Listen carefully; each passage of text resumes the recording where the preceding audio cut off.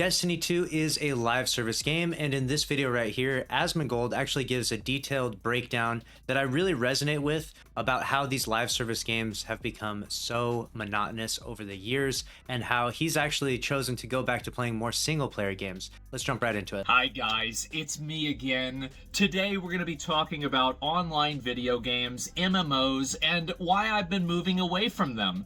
I'm turning into a boomer playing single player video games and feeling better than ever. How could this have possibly happened to me? And I want to talk about exactly, systematically, keep that word in mind, systematically how that's happened. Now, I haven't actually reverted back to the single player games, but I definitely feel the burnout on these live service games. Their marketing tactics, their strategies, it all feels like the same person is behind the puppeteer pulling the strings. Now, I want to warn you guys, before you watch this video, if you like playing a lot of online video games, you love live service games, and you think anything the way that I do, be careful. Because after you see these patterns, I feel like there's no way to unsee the man behind the machine. Gonna ruin all live service games for us right now. All right, let's see what's going on. So anyway, the big issue that I've had a lot with online video games is that it feels like it's building a castle on sand, it's building a castle on the beach, and then every 60 to 90 days, the tide comes in, washes your castle away, and the only thing you have left to show for it is maybe a cosmetic FOMO item for some seasonal event. Oh! So effectively in Destiny 2, you've got the shiny new weapon, the shiny new god roll that has just come into the game, and oh man, everyone's got to chase for it. You got to get that new grenade launcher from the dungeon. You have to get that new hand cannon, that new pulse rifle, whatever it may be. And then, 3 months later, it's washed away and there's a newer, better version of that hand cannon because one, there's newer weapons coming out, and two, they applied nerfs and to some of those archetypes of weapons, and then they apply buffs to other archetypes. So now that grenade launcher god roll that you chase after is not so enticing anymore. So now you got to go get that new shiny weapon, that new carrot on the stick you're chasing for. Boy, you don't want to miss those. There's a collection tab. You loot an apple and it says 1 out of 634. Oh, us going around collecting candy right now in Festival of Lost. Boy, are we having fun now. Oh, exciting. And so I've been seeing this with every single online game.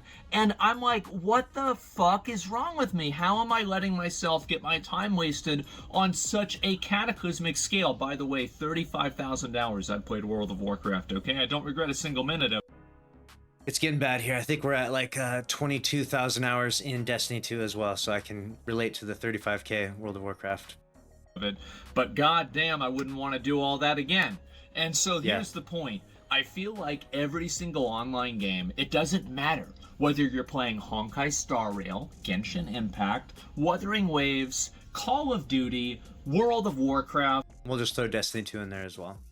Or New World. None of these things matter because all of these games follow the same DNA. And the DNA, if you want a very easy way to condense this down, it is keep you addicted and waste your time. That's basically what happens. Yeah. And so people say, oh, well, you want instant gratification. You're goddamn fucking right, I do. I'm playing a video game. If I didn't want instant gratification, I'd go back to my own boring real life. It's just an endless, they just create a rat race where you just, go into said activity and complete it an infinite amount of times potentially, right? Just to get that god roll or that weapon that you're looking for, and rinse and repeat again and again and again, changing the activity, changing the weapon ever so slightly. Of course I do. I don't want to spend 40 hours farming for some helmet. That's stupid. And I understand. It's so funny listening to the comparisons of the grind and the farming of World of Warcraft to Destiny, and it sounding almost like the same language, like it's the same game. Obviously, they're so very different, but there's some similarities. The irony of this, because as one of the residential spending 40 hours farming for a helmet YouTubers, over the years especially, I've done this a lot, okay? I've even made guides on how to do it in only 38 hours and save a little. That's so funny because we've obviously made guides on how to, speed up the corrupted GM beat the corrupted GM in less than 15 minutes instead of 25-minute runs or whatever it may be. I'm guilty of doing the same thing. Like, we're trying to speed up the farming process. We're trying to skip anything at all if possible. Even just recently, we're doing Garden of Salvation, and what are we doing? We found a crazy cheese where you can, oob out of the map, you can shoot the boss off the edge and then start the encounter and insta kill the boss, which gets you all the red borders. That way you can craft the weapons in lightning speed and essentially skipping the farm. A little bit of time. But nowadays I look at that and I just don't have the same outlook on life that I used to, and I cannot even fathom wasting my time in such a exorbitant way. And I think that this is a big thing for me. Like, I'm 34 I'm getting old. 34 is pretty old. I'm 35. I know that. I can actually say he's old because I'm a year older. 34 years old. And back in the day, and you guys can tell me if this is true or not in the comments with you, is that back in the day when I would play online video games, the reason why I would play them is so I could show everybody else in the world that I was better than they were.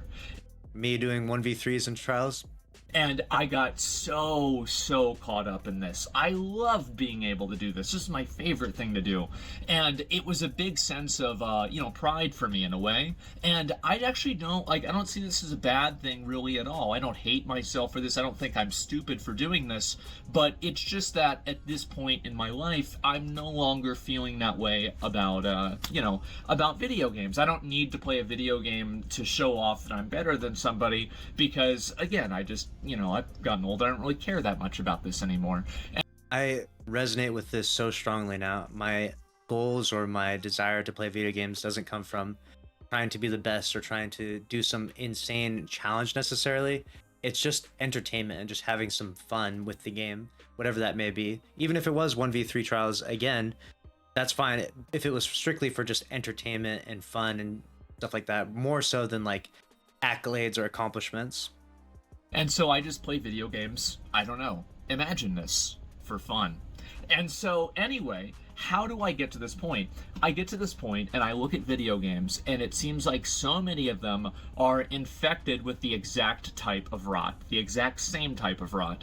And that is every 60 to 90, some of them they're a little bit different, but they're all basically the same paradigm.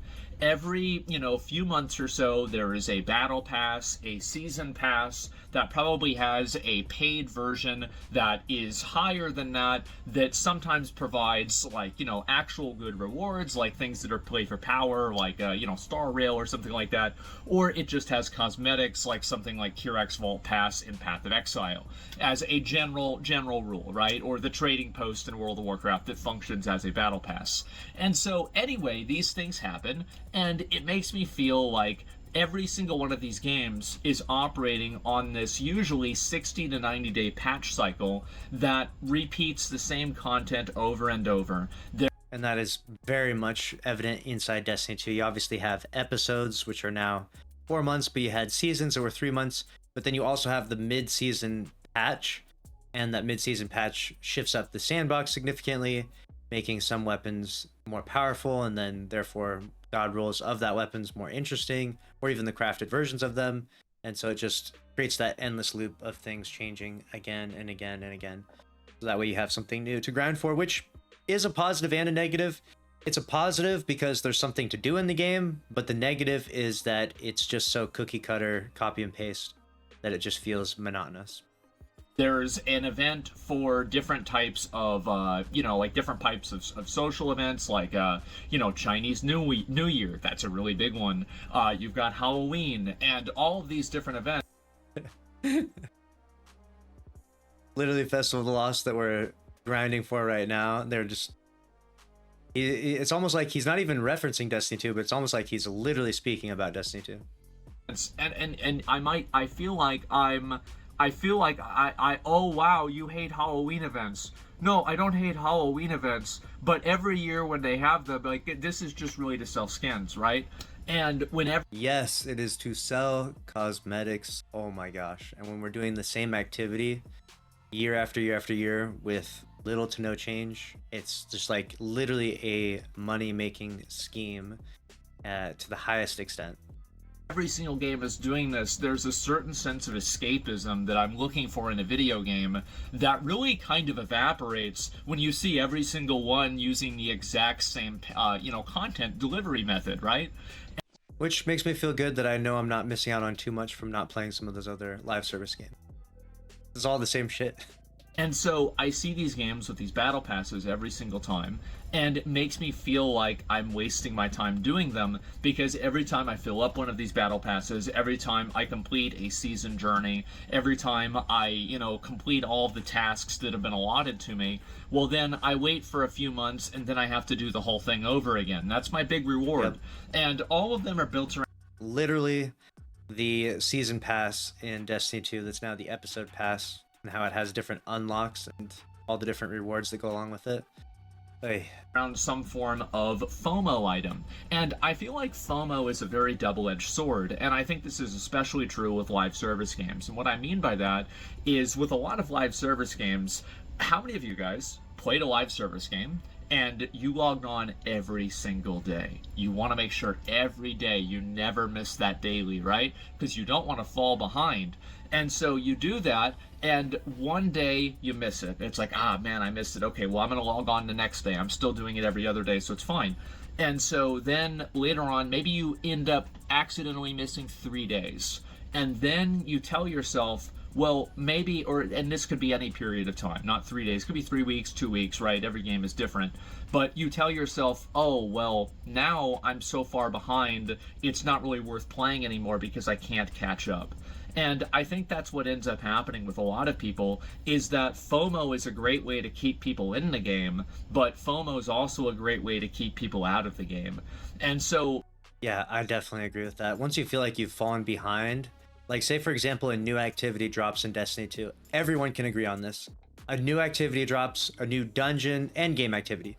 A new dungeon, a new raid, and say you don't come back to the game until after it's been out for maybe a week or two, you are so far behind because everyone else watched it when it went live. They watched the world's first race, they jumped in themselves, they've learned the mechanics, and now you, as someone that's just playing the game casually, or maybe came to the game late, maybe you're on vacation, maybe you're busy with work, family, whatever it was, now you come to play this activity, and because you're so far behind, people on Fireteam Finder don't want to play with you, people on LFG don't want to teach you, and you're left with a very difficult situation. Obviously there are guides out there that can help you, and I do recommend watching guides when you're trying to come back and jump into a new activity, so that way you aren't just completely lost. But even still, watching the guide doesn't quite replace that experience of like being there each day, jumping into that new activity, and not feeling so far behind, because when you join into a Fireteam Finder and you're saying you have no experience in activity, people see that and they're just like, yeah, I don't want to deal with this person that's going to wipe us multiple times and waste my time, right? And they're not necessarily wrong in that, because they just want to beat the activity efficiently, but it's like it works against you, like it multiplicatively works against you to take time off from the game. You fall so far behind. The FOMO is real, but also there also needs to be so much in the moving parts to the game that there needs to be something new and interesting each and every day. So it's like a double-edged sword where you need stuff to keep happening in Destiny 2, but if you fall behind at any point in time, you're gonna really regret it. More and more, as I'm spending my time doing other things that I find to be more enjoyable, the appeal of trying to continuously play an online video game to catch up and to keep up with all the FOMO rewards, it becomes more onerous, more of a pain in the ass, and just more of, let's just be honest, guys, it's more of a waste of time. And so this is something that, and what's very weird for me talking about this, and I'm sure a lot of people will be kind of shocked to hear this, because I used to be the person who was the most fixated on this. I would never miss anything in WoW, I would never do anything, I would always make sure I get everything done, and be a complete completionist, right? And I feel like being a completionist completely wastes my time. So I stopped doing it. And it sounds like such a, an obvious thing to do, but I feel like there's a lot of people out there that are stuck in that hamster wheel, and they feel like if they get off of the hamster wheel, then they've wasted all their time on the hamster wheel, so they can't get off because of sunk cost fallacy. And it's like, I remember when Blizzard made the $90, I can't even believe this, $90 store mount. They put this out there, and I'm seeing people in the comments, oh my god, I'm gonna have to buy this because I want to get all the mounts, but it's so expensive. It's like, what do you mean you have to buy this? What's wrong with you? What are you talking about, you have to buy this? And the thing is that, I mean, I could also be talking to myself from 10 years ago, and that's the really ironic thing about it. And Bungie doesn't have a $90 cosmetic, at least not that I know of, but I do remember there being the controversial like $10, $15 shader. I forget what the exact amount was. I'm sure some people will refresh my memory in the comments, but there has been some really expensive shaders in the game that should not have cost that much. $10 for a shader, $15 for a shader, $20 for a skin. That's ridiculous. That's way too steep. so the reason I'm making this video is to express kind of my current state of mind. I still like online video games. I can still play them for fun, but I can never really fully invest into them because I feel like so many systems and mechanics inside of them are designed to waste your time. And I've noticed this, and I contrast it with something like Elden Ring, or I contrast it with something like that I've been playing a lot recently. Metaphor ReFantagio. Amazing, incredible game. I loved it. I ended up taking a day off today. I've been playing it all day.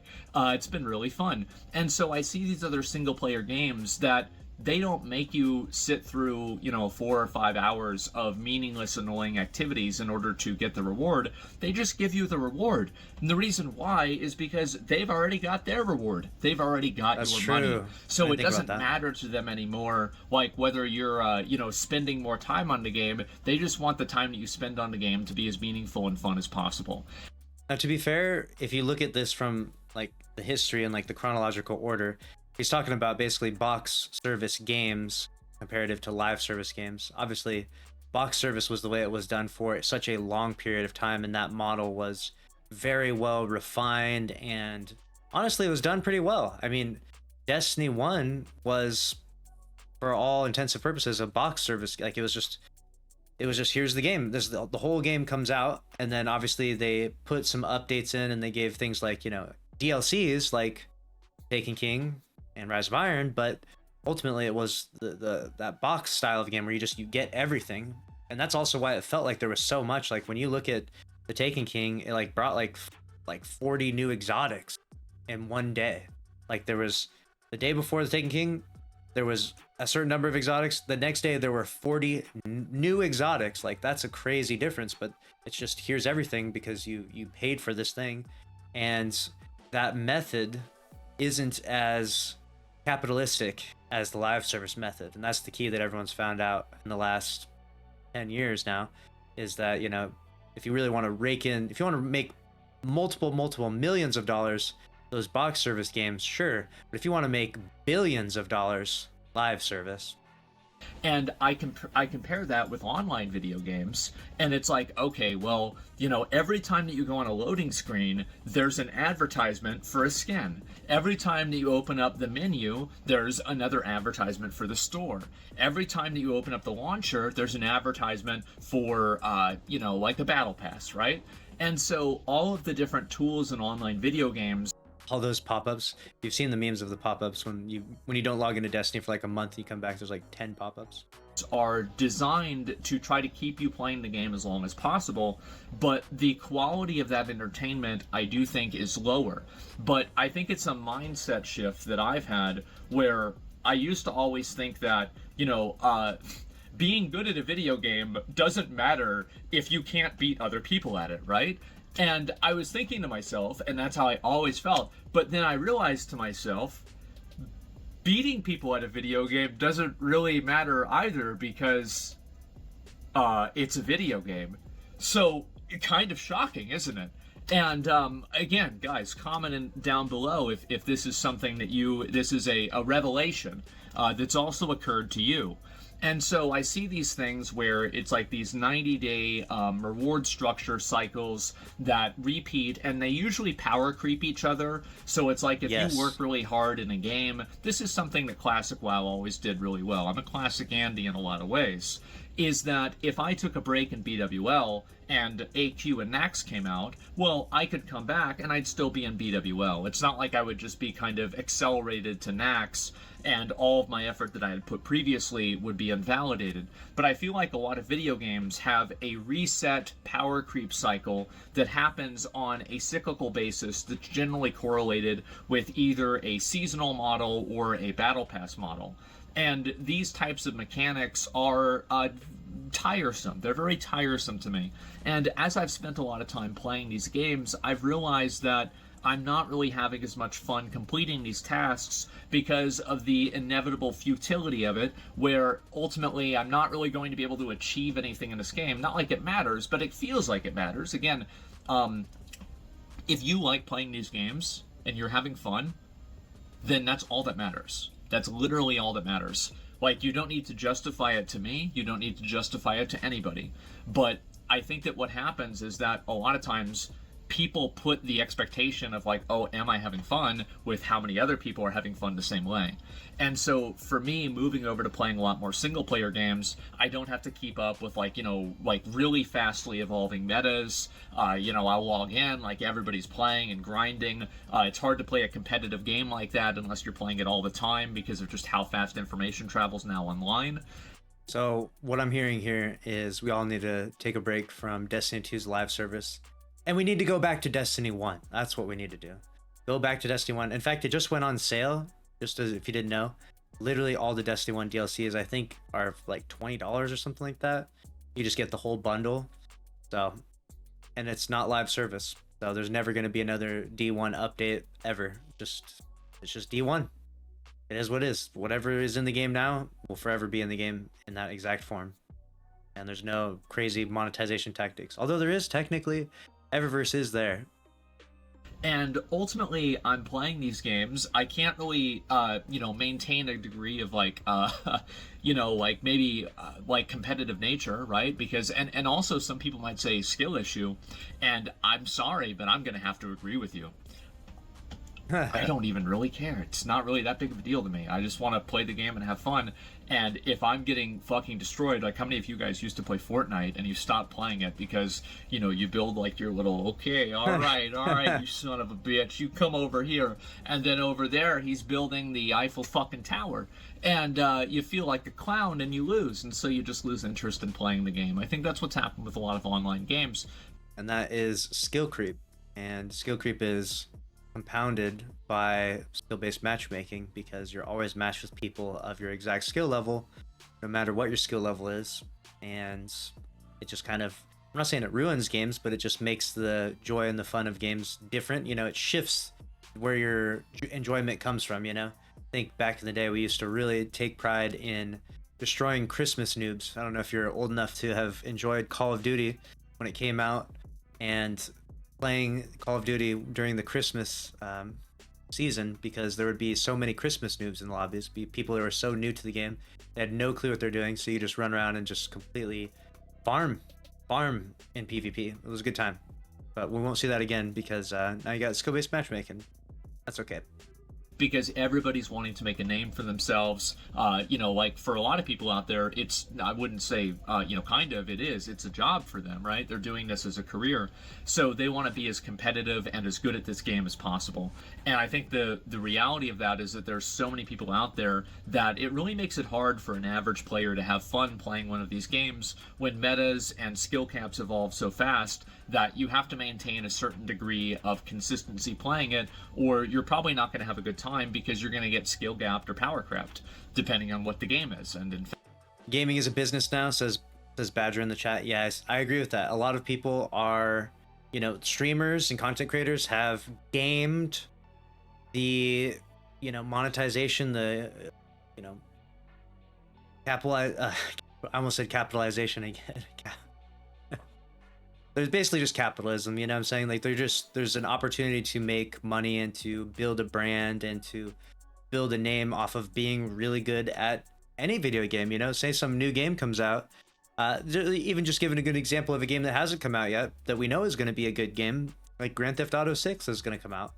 And there will be streamers that stream it and do things and find glitches and create funny content, and it will be a very lucrative venture for a lot of people that grind GTA 6 when it comes out.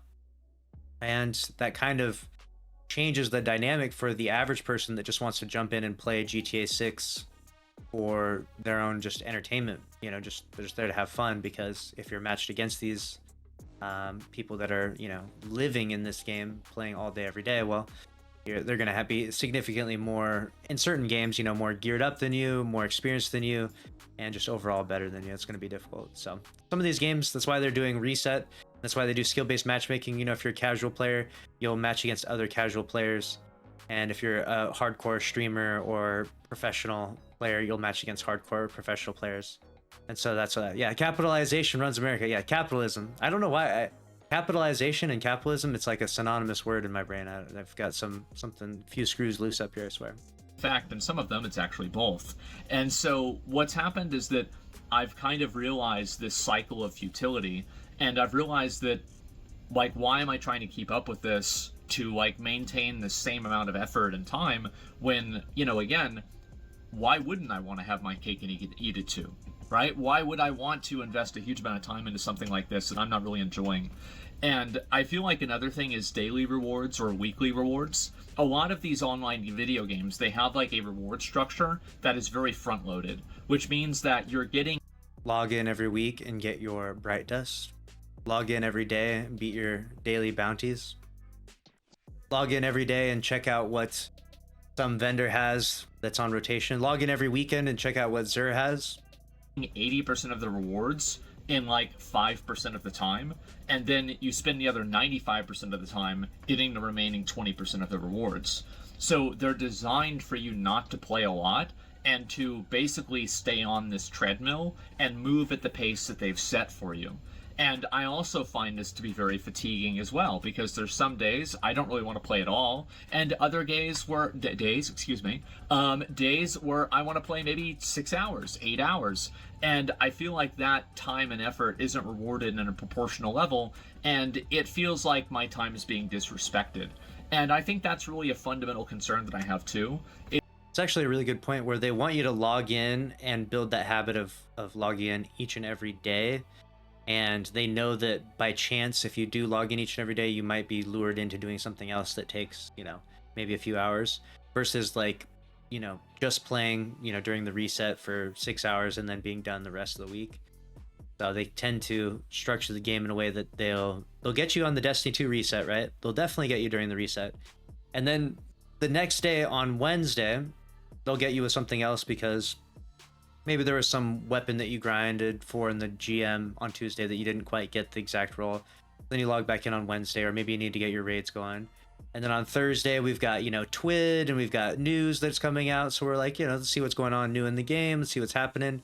And then on top of that, you have trials the next day. So you've got PvP and Zur is there as well. And that carries you through the entire weekend. And then you rinse and repeat the whole cycle over and over again, with obviously daily rewards and a weekly reward. Every single time you have that weekly reset. A lot of people probably procrastinate and get all of their, you know, whatever rewards they're looking for the last minute on a Monday night type of thing. The same system. Is that I think a lot of these online games are built with systems that are cynically designed to waste your time in the most, you know, like subversive way possible. And I see this happen a lot. And this is all. I really like that, and I think that it's an important point where I've gotten so sick and tired of a daily bounty where it's like, get kills with a solar weapon. Like, how many times have I done this now? Like, if I were to actually go back and count the number of times that I've like get 10 kills with abilities or whatever, all these bounty farming that we've done over the years, sometimes like I have really been a rat in a literal rat cage running around in circles. Because this stuff, I've done this so many times now. Like, how many more times can I run around and get solar weapon kills to get this bounty beat before I actually lose my mind? Also, this is the worst thing, is that Oh, wow, you don't like grinding? Oh, you're not a fan of that? You don't have time? Well, guess what? We have the solution for that. We've created the problem, and now you're going to pay us to solve it.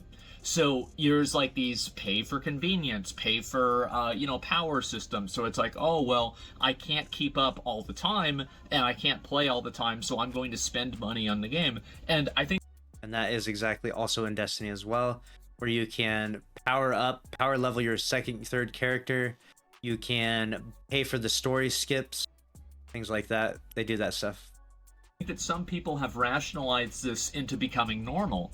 I don't think that it's normal at all. Who decided that you have to pay money to advance in a video game? Like, who decided, oh, because you don't have time, now you have to pay money? Well, I'll tell you who decided that. The people you're paying money to. This is a completely invented problem that you could solve with 50 different solutions, but big surprise, the one solution that keeps being used is the one that's the most beneficial to the people that are making the games. And again, that's fine if you like this kind of stuff. I don't. I feel stupid. I feel stupid paying to win, and I feel stupid playing free to play. I feel stupid for playing it at all. And so I thought to myself, am I going to spend my whole day being stupid? Yeah. But not that stupid. That's terrible. And so I quit playing. And so I felt these different systems, and it's like every game has these. It's not like one game has this. Every online video game follows these same content delivery structures. They follow the same reward structures. They follow the same progression structures. They follow the same store models. And it doesn't even matter what the genre is. How is it that you can have a game that is about shooting people with guns that is fundamentally the same as a game that's killing dragons? Or a game that's like an anime waifu collector? Like, really? Call of Duty's got the same progression standard, kind of? I mean, in an abstract sense? So Honkai Star Rail? What the hell is going on? And as soon as I've realized this, I've taken a step back. And I've tried to have fun playing video games. And that's where I'm at now. I've been playing a lot of video games that are single player, that I feel respect my time a lot more, that I feel are paced in a way that's not disrespectful, and I think they're really fun. And I'm not thinking about who is, who am I beating at the game, or, where am I on a leaderboard? It doesn't matter where I am on a leaderboard. It's a fucking video game. Who gives a shit? I'm having fun. I'm enjoying myself. And it's been great. And so I wanted to make this video and talk to you guys about where I'm at personally, why I haven't been playing a lot of these online video games, and why I've fallen out of favor with it. I yearn for the day that there is an online video game that makes me want to waste my time. But right now, there's not.